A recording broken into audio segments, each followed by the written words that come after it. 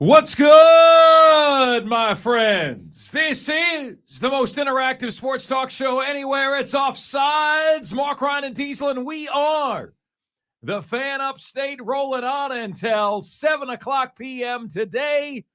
Genuinely appreciate you guys making us part of your day each and every day. Hallelujah. Football in full swing. Never been better. Full of piss and vinegar. Rolling on until 7 o'clock p.m. today. Thrilled to have you with us. Of course, you can take part by giving us a ring at 844-FAN-PHONE. That's 844-FANFONE. That's 844-326-3663.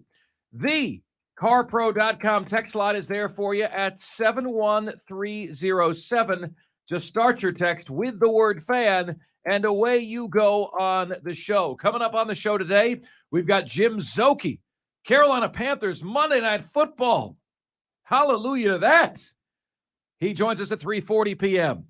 Who are the most surprising 2-0 teams in the NFL? The least surprising, the most surprising 0-2 teams, the least surprising 0-2 teams.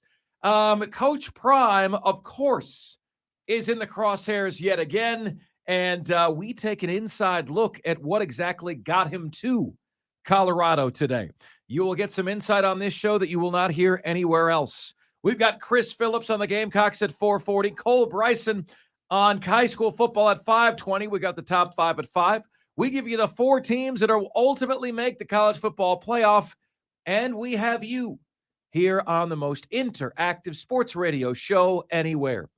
You know, folks, the intellectual experts out there will tell you that our collective IQs have dropped by about 7 points, okay? Our IQs, the average IQ in America, has dropped by 7 points over the last 15 years. The question is why? Like, what are your theories as to why that is? If it's dropped on average 15 points, it means some people's IQs have gone down 30 points while others have gone down 0. Think about that. Right, but for the average to drop like that, folks, look, like my theory is like we have too many things doing too many of our cranial tasks for us, right? GPS, like, guys, you wouldn't believe, this is embarrassing. I use my GPS, all right, to go from place to place in Spartanburg still, to go from place to place in Greenville still. Now, if I never had GPS, the first year, I would have never had to use it. Like after the first year, I'd have been good. But because I have it, I never learn the way to go. You know, like I let that do it for me. When was the last time, like, do you know what your wife's phone number is? Okay? Like, I'm married. I can't tell you my wife's phone number.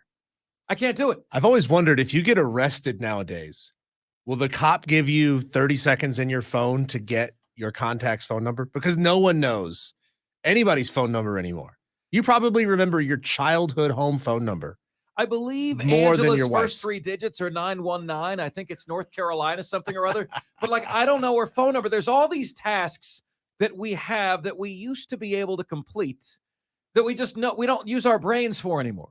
You know, Chat GBT or whatever, GPT, GPT, yeah. GPT is going to lower us by another 7 points, Diesel. I mean, it's incredible what has happened to us here. But as part of that, one of the things that we've lost is the ability to see shades of gray. You know, it's a lower level of thinking. Everything is black and white, good or bad, success or failure. You said this, you said that. You know, I was saying over the weekend, right? I was commenting over the weekend that Florida State had gotten worse. And it was when they had an awful first half. Then Florida State scores 3 touchdowns in a row. And I had people saying to me, that aged poorly. And I'm like, what? What are you talking about? What aged poorly? No, they've gotten worse. What they do in the second half is not dependent upon that. And then Boston College goes on a run late in the game, and those people are quiet. You know, it's, guys, no, if I see that they've gotten worse, you know, if they score 3 touchdowns, that doesn't mean I feel differently. I can see that they've gotten worse. Everyone wants to classify everything, right or wrong, success or failure, left or right, Democrat or Republican. We've lost the ability to see shades of gray. So I lead you in, starting with that, beginning with that, to this. It is okay from a Gamecocks perspective, okay, to say we lost. It sucks that we lost. I hate that we lost, okay? We don't want to do the moral victory thing, but also say, I see signs of progress. You're not a lame loser fan if you say that, all right? It's a sign of our collective lower intelligence that we can no longer do that everything is black and white, right? We've lost the lines of gray, you know? Those need to be there. That's very, very important here, all right? I want to tell you, okay, and you guys know if you listen to this show, that I was dead on the Georgia-South Carolina game. Now, I've learned enough about social media to learn that the I told you so thing doesn't get a lot of engagement. You know, I wish it did. People always want to tell you when you're wrong, when you're right. Nobody is there to give you your props or acclaim or praise. But you guys remember last week, all of last week, right? Do you remember what my score was? Some of you could probably tell me. My score was Georgia 31, South Carolina 20. That was an 11-point difference. Actual result of the game, 10 points. I was 1 point off of the difference of the game. And I was so brazen, emboldened about that feeling that I put it in a morning sports spin on Friday. That my boss asked me today, hey, Mark, how come you got an old prediction in the morning sports spin this morning? And I was like, no, Mark, you don't understand. His name is Mark too. You don't understand. I did that on purpose. That was on purpose to hold myself accountable for a prediction that I knew was going to be accurate. We've had so many Marks here, Mark, that I'm pretty sure there's some sort of HR rule that you can't make a hire without at least interviewing a Mark for the job. We have no diversity at this company in terms of names. There's what is it? You guys are multiplying. I don't know what's going on here. But ladies and gentlemen, I knew that South Carolina would do what they were going to do. I thought that Furman would put a little bit of scare into South Carolina, and they did for a minute. Not quite as long as I thought they would, but they did for a minute. And then I thought Georgia would get South Carolina's best shot. And I thought, right. Spencer Rattler is a major advantage over Beck for Georgia. You know, Georgia would be better off if Beck the musician was their quarterback, but that is not the case. You know, and he was okay against South Carolina. He did not throw a touchdown pass. Spencer Rattler had a far better first half than second half, but when he's on and when he's sharp, you see it a mile away. There was a very, very clear advantage. Georgia has just a guy. South Carolina has the guy at the quarterback position. And so I thought that they would get South Carolina's best shot. And did they ever? All right. Now, I want to begin here by saying the thing that impressed me the most, okay, and the thing that I thought was most important toward growing a program. And sometimes, Gamecock fans, I don't ever want it to feel like I'm lecturing you, okay? But the thing that I saw that was most disturbing over the last couple of years is just a resignation that you're going to get your butts kicked, and then highlighting and propping up moral victories. And on Saturday night, when I said all credit due to South Carolina for, doing something that I thought you could do, but not a lot of other people thought you could do, what I got back from South Carolina and Gamecock Nation actually really impressed me. And it's going to help the program grow more than anything that happened on the football field. Is that the fan base is done accepting moral victories. And that is awesome. That is incredible, because that is a huge period of growth. I said, give the Gamecocks their just due. Beamer and company put a scare into the Dogs at Athens. Not many can say that. If the narrative after the game shifts to Georgia must not be that good, that's not accurate and not honorable. South Carolina had Georgia on its heels. And the response to that was, okay, but we lost. We're not into moral victories. we're too good for moral victories. Hell yeah. And he's all grown up, and he's all grown up, and he's all grown up. Line from Swingers, you guys are growing up right here in front of me. That's exactly what you should be saying. But it's impossible to both be ticked that you couldn't win and also highlight the reality that in the last 3 games against Georgia before this one, you had been beaten by 29 points, 27 points, and 41 points. That's an average of a 32-point beatdown. The last 3 times you played Georgia, you lost by 10. Okay? Only Ray Charles couldn't see progress here. You're making significant progress. Appreciate the progress. Be upset at the loss. Be annoyed that you had an opportunity to shock the world and you didn't. Okay? But realize that that was the best that the SEC, that the nation has to offer you. And you're right there. And as long as Spencer Rattler is your quarterback, you should expect to be right there in every single game. Spur Daddy says, peon moral victories. I don't think we could say that particular 4-letter word on the radio, Spur Daddy. There you go. But the sentiment rings true. Yeah, look, it rings true. But also at the same time, guys, it is okay to acknowledge your areas of growth. That is fine. Acknowledge them. They're there. You know, I was saying to you guys Friday, like, why do I sense this just feeling of resignation among Gamecock Nation? It sucks. You know, in year 3 under Shane Beamer, you should expect more. And people are getting all upset, like, Mark, what do you want us to do, man? Like, we're not as good as Georgia. What do you want us to do? Expect more. It's year 3 of Shane Beamer. Okay? Now is the time for you to expect more. And guess what you got on Saturday? You got more. You got a much better effort. You got a very, very competitive game. Gamecock fans were very quiet at halftime. It felt like not talking to a pitcher in the middle of a no-hitter.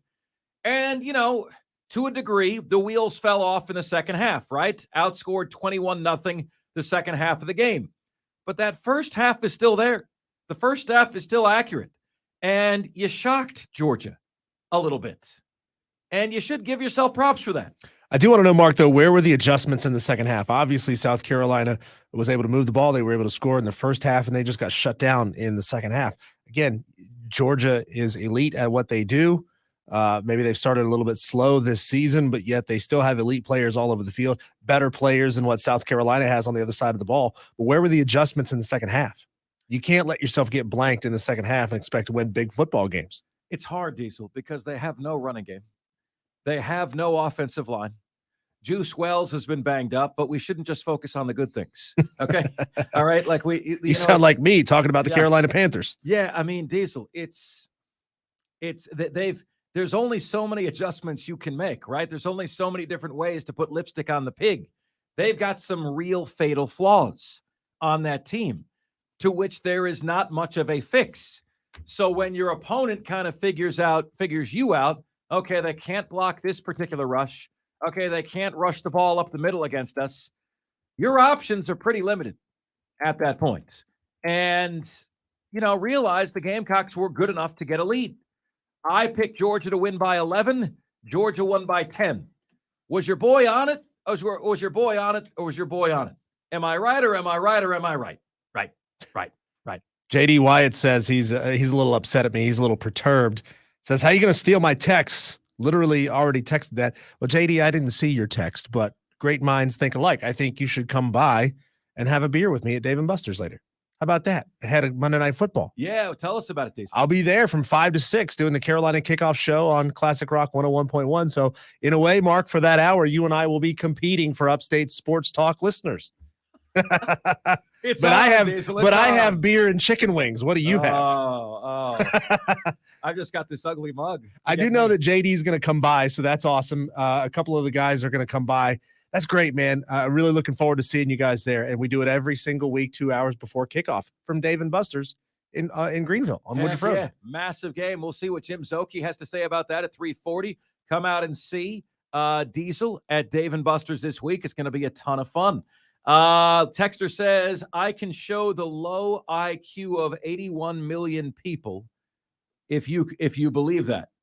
Well, we've lost IQ points, Dexter. We have 7 points. We're 7 points less smart than we used to be. The smart person term for that is neuroplasticity.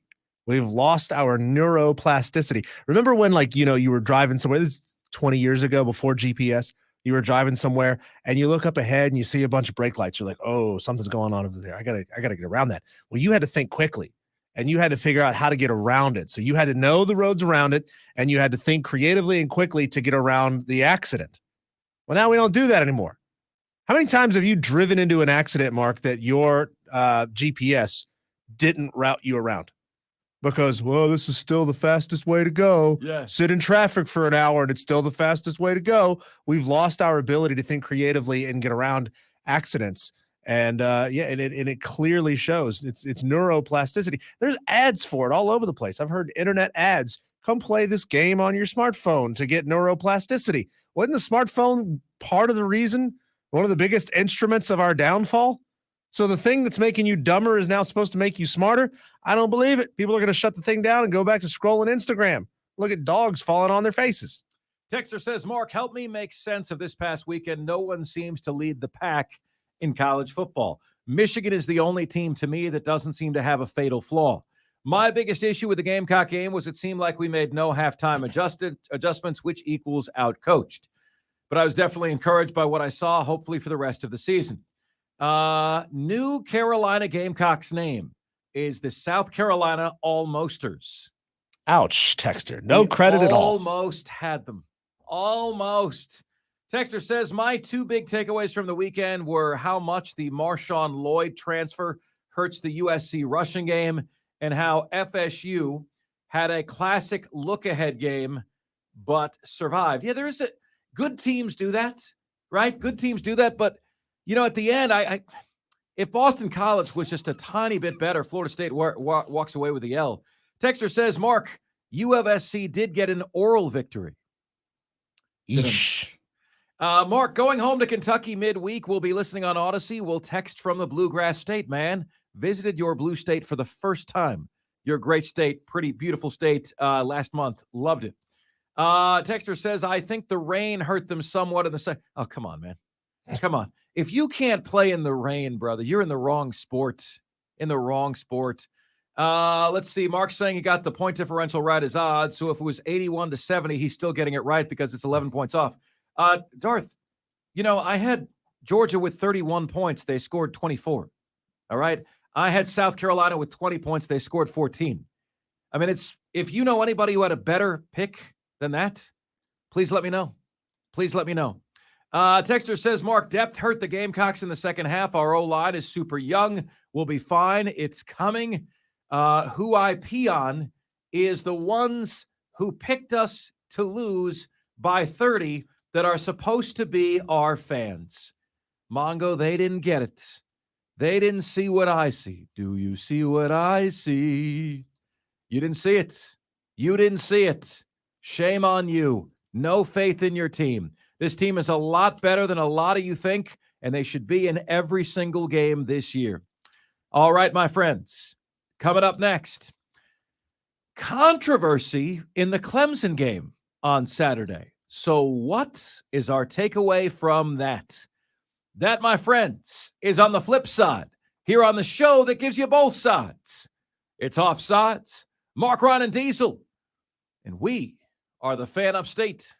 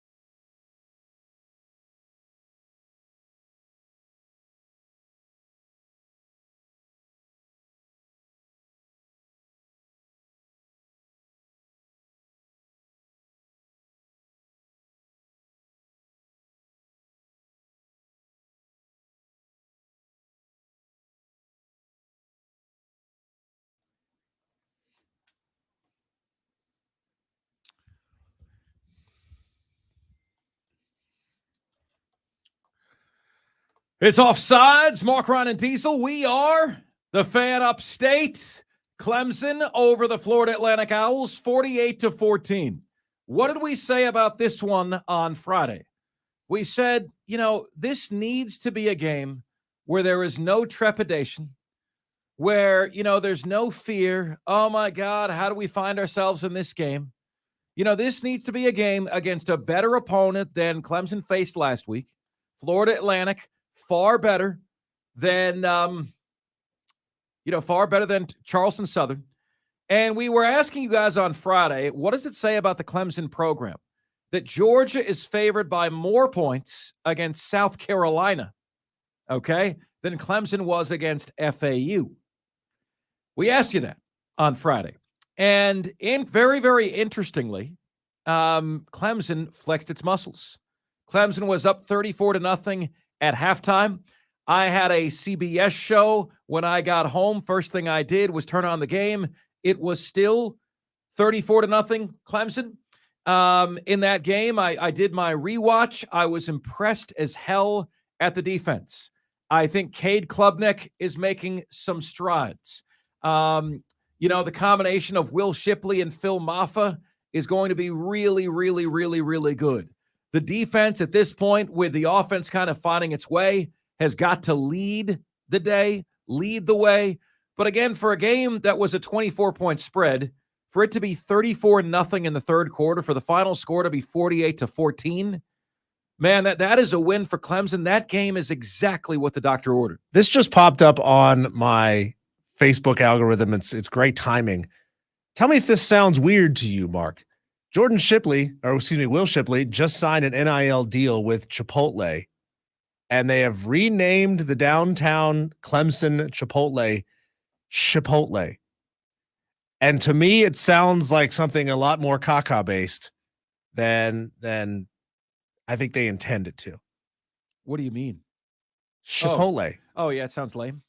Not lame. It sounds like a mean nickname that somebody provides. Yeah. Very interesting. Good for him. Good for Will. What the craziest thing about that establishment is, Diesel, is that establishment, there's no middle ground for people. Yeah. I love it. You love it. Yeah. My wife can't stand it. The weird thing about that establishment is when they talk about hot salsa, they mean relatively hot salsa. Most places you order something hot and it's not even remotely hot. Oh, their hot salsa occasionally. Yeah. It's not every single time, but occasionally, man, it's hot. It's real hot.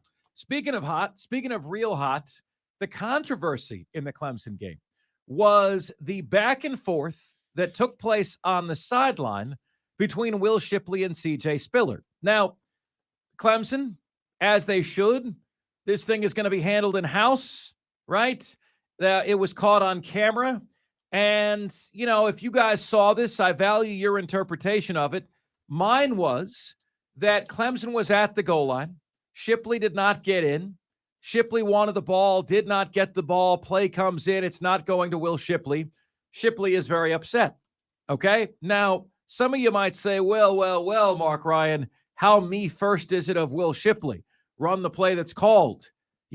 Okay. But I do want to tell you that there is a chip on the shoulder for each and every one of us when it feels like our superiors believe we can't do something. Okay? Like every single time there is a chip on your shoulder. So Will Shipley, the way I read it is that he's had, and in case what are you guys talking about? Will Shipley did not like a play call that came in, kind of threw his fist down like he was punching air, very frustratingly. Then when he went over to the sideline, had a confrontation with CJ Spiller in which it looked like the two bumped each other a little bit, if I'm honest. They were in each other's faces. And, I was hearing from a lot of Clemson fans. And again, Friday, it was hilarious, Diesel, because Friday I tweeted, man, I'm surprised at the amount of Will Shipley dissent we've received. And everyone's like, oh, there's no Will Shipley dissent. You would be shocked at the Will Shipley dissent that was in my timeline over the weekend. And folks, I'm going to tell you, here's how I feel about it. We do this thing on the show from time to time. It's called big deal, little deal, or no deal. Okay? And that is a no deal. That is a non-starter. Diesel and I get in tiffs. That happens in a competitive environment. In any competitive environment, you have either intense people who get into tiffs from time to time, or you have people that are joking and cracking jokes on the sideline when you're losing.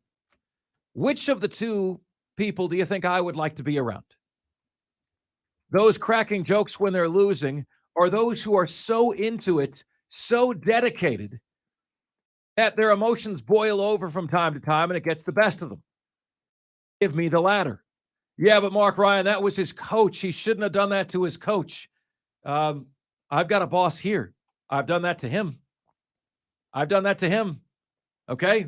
Like, again, it's a competitive environment.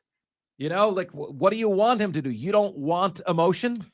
You don't want to see the player that Will Shipley would be if you removed that part of him. I had no issue with that. These are the same people, though, Mark, that never played the game. Yeah. That get upset at Kirby Smart for the things that he said in his pregame speech. He was dropping F-bombs this, F-bombs that. Like if he didn't drop them now, they would never go and explode. Those are the kind of people who have a problem with these sideline altercations. The best people in sports, in competitive environments, in whatever situation, are the ones that can be fiery and passionate and then know how to compartmentalize and shut it off like that. Like, this is not what we are not going to distract from our overall goal today to focus in on this issue right here. We blew up. We released the energy, the anger about this, whatever it was, and then we go back to work and finish the game and win. And if we need to address it later, we will. And that's what they've done. So they've addressed it. I read it as Will Shipley had frustration that boiled over. Hey, how come these guys never use me at the goal line? How come? I want to show them. I want to show our fans. I want to show the NFL that I'm not just a specialist that you can only use in certain times. Phil Maffa fumbles the ball at the goal line. Will Shipley does not. Okay, so I get that. I understand that. I get it entirely. The first show you ever get to do on the network like CBS, you realize that they're taking a chance by putting you on there. They don't know if you're capable of being on there, capable of doing a compelling show. Is the moment going to be too big for you? You've got that chip on your shoulder. You want to prove yourself. But if you're never given an opportunity to prove yourself, resentment builds, frustration grows. And so Shipley felt like, the hell, man, I've helped to get us down the field here. I'm in the game. Give me the damn ball. It's what Keyshawn Johnson said. I get that. I understand that. I also understand Clemson's play callers, Garrett Riley, etc., CJ Spiller, having to make the best call that they feel is in the best interest of the team at that given time. So I understand why they did what they did, and I also understand Will Shipley's frustration. Will Shipley isn't getting violent on anybody on the sidelines. Will Shipley isn't opening a can of whoop ass. Will Shipley wants to prove that he can be the everything back. And he didn't feel like he was being given that opportunity. And maybe he felt like he earned it. So CJ Spiller and Will Shipley get in this face-to-face.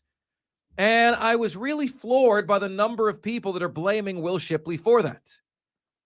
You can say to me, disrespectful from player to coach. And I will tell you, it's happened with me and my own boss. It's happened with me and my own boss here. It's happened with me and my own boss in other places. Okay? If I can't have a relationship where you and I have a heated discussion, I don't think that relationship is going to last. Like, if we can't communicate, you want relationships with your teams where you can communicate, right? Will Shipley was communicating in a certain way. He was up in his feelings about it, but he was communicating. And I get that. Tensions run high. It may not for you. You're watching with Cheeto dust on your shirts and beer in your hand on your couch, but For Will Shipley, emotions running high in that moment. Remember that scene in Top Gun where Maverick is communicating with the Russian pilot? Yes. They're like, what were you doing flying so close to a Russian plane? He goes, communicating. The bird. Yeah. Absolutely right.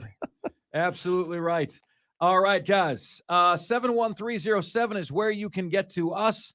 To me, let me ask you guys, that confrontation, Shipley and CJ Spiller, is it a big deal? Is it a little deal? Or is it no deal?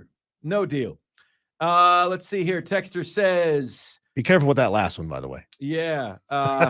Okay. Texter says self-inflicted penalties and drop passes killed the Gamecocks in the second half. Texter says, I didn't mean that was the only problem. I meant it hurt the passing game. Gamecocks do not have a run game, which is what you mainly use in the rain. Darth says, Mark, I'm just ragging you a little bit. I love you, brother. Love you too, sir. The Carrion Joyner is both at RB1. Should be Anderson. Very impressed with the O&D since the first game. They've gotten a lot better. Texter says, depth hurt the Gamecocks in the second half. Our O-line is super young. We'll be fine. Guys, this whole Spiller thing and Shipley thing, do you agree with me? Is it a non-starter? Is it a non-issue? Everyone was fired up about that, man. Everyone was really, really fired up about that. But I will tell you this. Yes, Diesel. I was going to say, let me ask you the question. Has anybody been kicked off the team today? No. Then it's not a big deal. Right. My belief is, looking ahead to Florida State, if there's any Florida State fans out there who believe that Clemson does not have a chance this Saturday, you are not watching. You're not watching. Florida State looked very, very beatable. I'm not sure that Florida State played a better team Saturday than Clemson did. I'm not sure they did. Shout out to the almost 24 Florida State fans who subscribed to the Fan Upstate on YouTube over the weekend. Man, we had a viral video. What if Florida State blows Clemson out? And we picked up 24 new subscribers to the YouTube channel from it. Mostly Florida State fans in the comments section, really ragging on Clemson, predicting the end of the Dabo Swinney era, the end of the Clemson dynasty, and quite a few of you subscribe to the channel. So if you are a Florida State fan who is watching and lurking on this live stream for the first time, make yourself known. We'd love to talk to you, chop it up with you, and we're glad that you're here. And we're guaranteed to have content that will tick you off quite a bit over the next week or two, and definitely for the rest of the season, and that will attract more of you. So let's make it happen. Controversy is chum in the water for radio, my friend. Yeah, let me tell you what. Let me tell you the other thing. For about the last week, Florida State actually feels like a rival for Clemson again. For the entire time that I've been here, they haven't. Okay, the folks in the Upstate forgot all about you. Now you're like, okay, we just might be Clemson's second biggest rival again. Congratulations. Okay, congratulations, because I didn't know. Lived here 4.5 years. You didn't feel like a rival a single time since I've been here. So from a Gator, me, to a Clemson fan, you, we shake hands on having a mutual hatred for Free Shoes University, Florida State University. You mean Crab Legs you? Crab Legs you. That's right. There's so many other names that I can call Florida State. They're not safe for radio, but they do work and they are funny. Okay? Sometime over a beer, I will tell you. I will share with you. See if you can figure any of them out.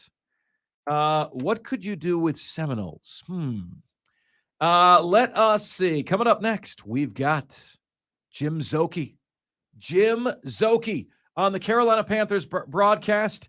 He is their analyst. We're going to get you set for Monday Night Football. Diesel's also going to be on the call. Carolina Panthers kickoff show from Dave & Buster's right here in Greenville. Jim Szoke next here at Offsides. We are the Fan Upstate.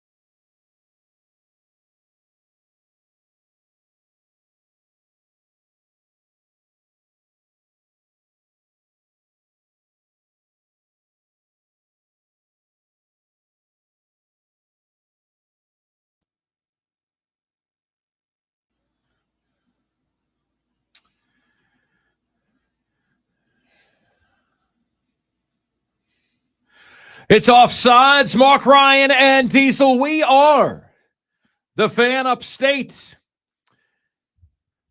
Fantastic to have you guys with us here on a Monday edition of the show. Waiting Jim Zoki here on the show. Diesel will also be on the call. Monday Night Football. Guys, on a scale of 1 to 10, what is the Upstate's interest in Carolina Panthers football right now? Bryce Young. And look, guys, here's another thing I love about where I work, right? Like, I can say that to you. I've worked at other places where you're kind of carrying the team, like the Carolina Panthers are on Odyssey Greenville, and all you're supposed to do is build up how big the game is, how big the team is. Here, we're able to call a spade, right? Like, I'm able to say, even though we carry the Panthers, I don't sense this really huge buzz for the game this weekend. Like, to me, Georgia, South Carolina, the buzz was a 10. Clemson, FAU, the buzz was like a 6.5 or a 7 because the opponent, right? And this game tonight, buzz level in the Upstate, what do you guys think? 3.5? Scale of 1 to 10? I find myself wondering what the Panthers would have to do to really grab you, to really get you invested. And, Diesel, it's to your degree, your job to kind of pump up interest in this team and build this. So if you were giving the Upstate, Diesel, the 3 things, like 3 reasons you have to watch tonight, what are they? Well, number one, you've got a number 1 overall pick in Charlotte right up the road. It's an exciting thing. And I have to remind everybody that the best players go to the worst teams. That is the NFL draft model. Best players go to worst teams.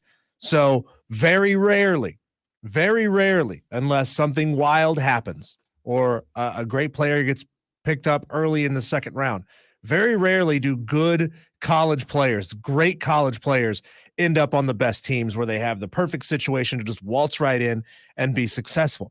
That is a huge thing to remember for Carolina Panthers fans. And I know that sounds like we're saying, don't worry about it if they suck for a while. But guess what? Trevor Lawrence is coming on this year. He came on at the tail end of last year, and he sucked for a while in Jacksonville. And that just happens. That's part of the game. That's the way that the draft is structured. So you got to look for the really exciting things that Bryce Young himself is able to do. Look for the big plays. Look for the exciting plays. Look for the scrambles. Look for reading defenses correctly. It's going to require you to be a more savvy NFL fan to recognize what Bryce Young is doing. Essentially, look for clean football. Obviously, week 1 was not clean against the Atlanta Falcons. There were those 2 interceptions. But Jim Zoki himself said it last week on this show that the defender was not in the right place. He was not where he was supposed to be in that coverage. Doesn't change the fact that an interception happened. Doesn't excuse the interception. A quarterback is supposed to be able to recognize that. But I don't expect a rookie quarterback to be able to recognize that in his first game and have a perfect game. So that's key. That is key. Another big thing you can be really excited about is that you've got an elite edge rusher in Brian Burns. Now that situation obviously is still up in the air. According to a post put out over the weekend by ESPN's David Newton, contract discussions have essentially stalled with Brian Burns. Now, Jim Zoki himself said it. JJ Hardy said it on this show last week that doesn't necessarily mean anything. It doesn't bode well, but it doesn't necessarily mean that the relationship is souring because Brian Burns himself also said, when it comes time to play the games, I am 1,000% focused on ball. I am not focused on my contract. So look for Brian Burns to do elite things and make himself invaluable to this team. Diesel, here's the issue with Brian Burns, and I don't know exactly what this is. Yeah. You watch him. He's incredibly dynamic. He seems to have the right moral compass. He ended up playing last week despite the contract stuff.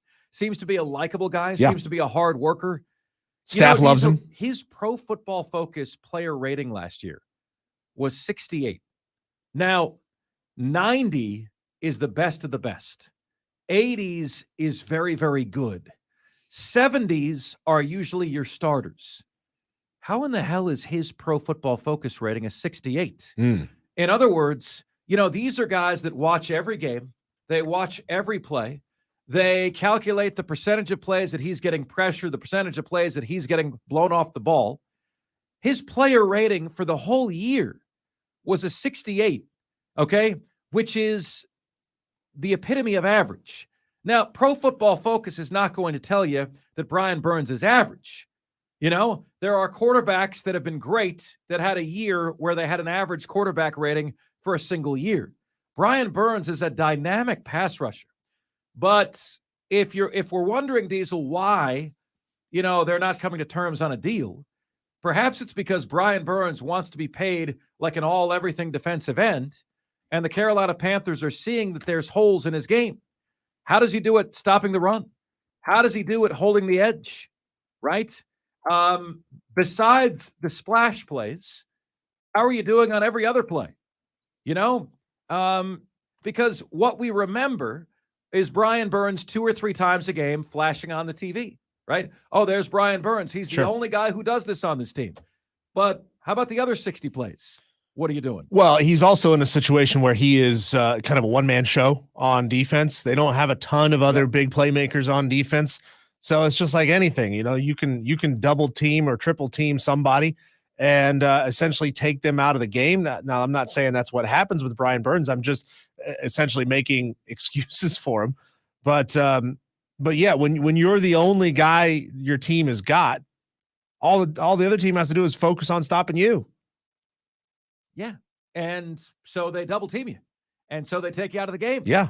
I have no idea why that rating is so low. And then you better hope your coaches recognize the things that you are doing right and say, let's get you some other help so that they can't double team you. They've got to have a wide receiver step up this week, man. Oh, God. The wide receiver room at Carolina flat out sucks. Honestly, if Adam Thielen is your best wide receiver, like he is a guy that should be a depth guy on another team, on a team that's got good wide receivers. He should be a depth guy, a quality depth guy.